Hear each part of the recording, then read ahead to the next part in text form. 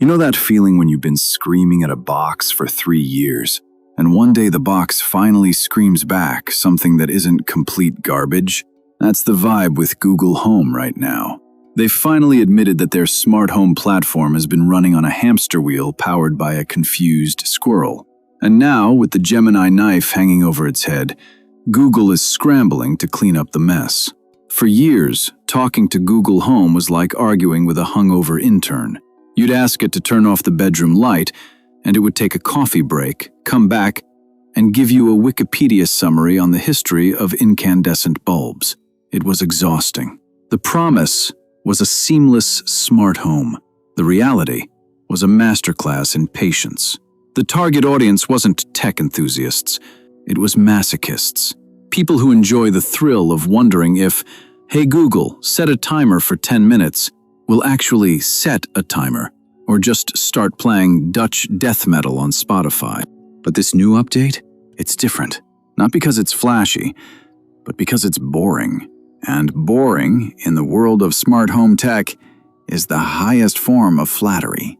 They're not adding a feature that projects holograms of your dead grandmother. They're making the shit you actually use not suck. Let's start with the most painful part. Speed. They claim common commands are now up to 40% faster. 40%. That's the difference between you having a stroke while waiting for the lights to turn on and you just living your life like a normal person. It's not a new feature. It's the subtraction of a feature. The feature of waiting. They're finally admitting that your time is more valuable than their server's round-trip meditation session. Then there's the response length.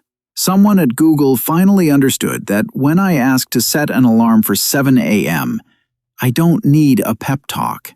I don't need the weather in Tokyo. I need a grunt of acknowledgement. Alarm set for 9 a.m. That's it. That's the tweet. It's the verbal equivalent of a door slamming. It's efficient. It's beautiful. It's the sound of a machine knowing its place. We've gone from an overeager golden retriever to a slightly annoyed butler, and honestly, I respect the butler more. And they're finally fixing the brain, not just the mouth. Accuracy for local stuff was always a joke. You'd ask for local news, and it would give you traffic in Bangladesh. Now, Gemini is learning to read a room, or at least a zip code. It knows what local means. It knows you want Celsius, not Fahrenheit, unless you're a masochistic American tourist. Translation is getting faster, supporting 30 languages. This is useful if you live in a multilingual home. It's also useful if you just want to sound sophisticated by asking your toaster how to say baguette in French. But here's where we get to the meat. The moment why isn't actually a why this time. It's a finally. They're making timers and alarms. Smart. Think about that. The most basic atomic function of a digital assistant has been broken for a decade. You couldn't set a recurring alarm for weekdays without it sounding like you were casting a spell. Now, you can just talk like a human. Wake me up on weekdays at 7 a.m., and it works. No ritual sacrifice required.